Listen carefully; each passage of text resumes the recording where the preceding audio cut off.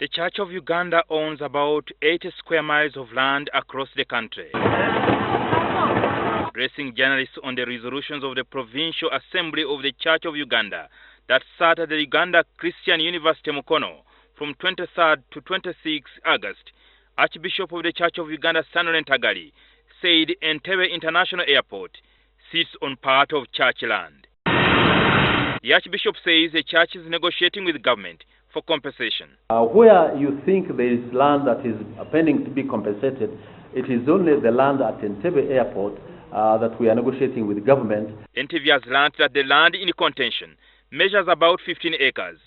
As negotiations continue, government is undertaking to clear ground rent, but the Archbishops declined to reveal the value of the Entebbe Airport land, for which the church is seeking compensation. Because that church land is not the Archbishop's land, it is not the Bishop's land, it is God's land.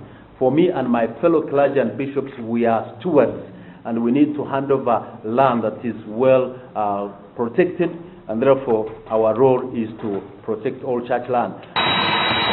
The Catholic Church also owned a piece of land used by the Entebbe Airport, but last year, government gave the church 20 billion shillings in compensation. Part of this money was used to spruce up the Namugongo Martyrs Shrine ahead of the visit of Pope Francis in November 2015.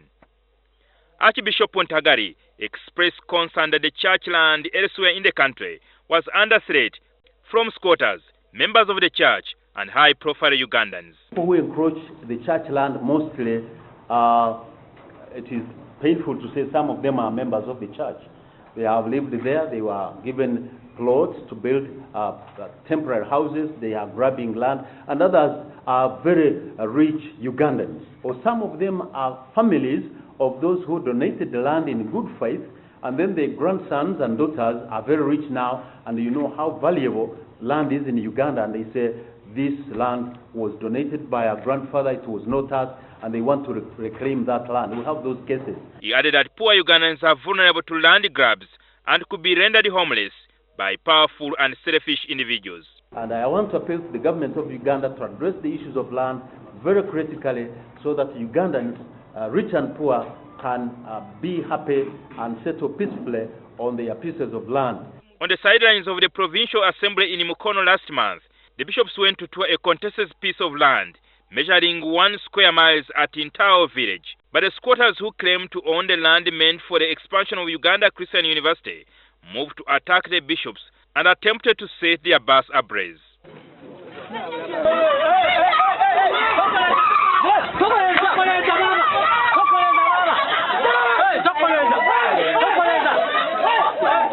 Police intervened to restore calm.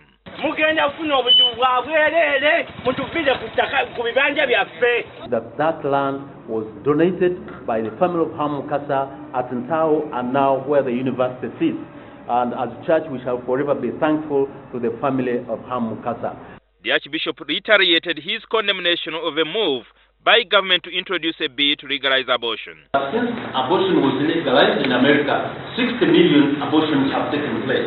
Do you want Uganda to be the same? Jingo Francis, NTV.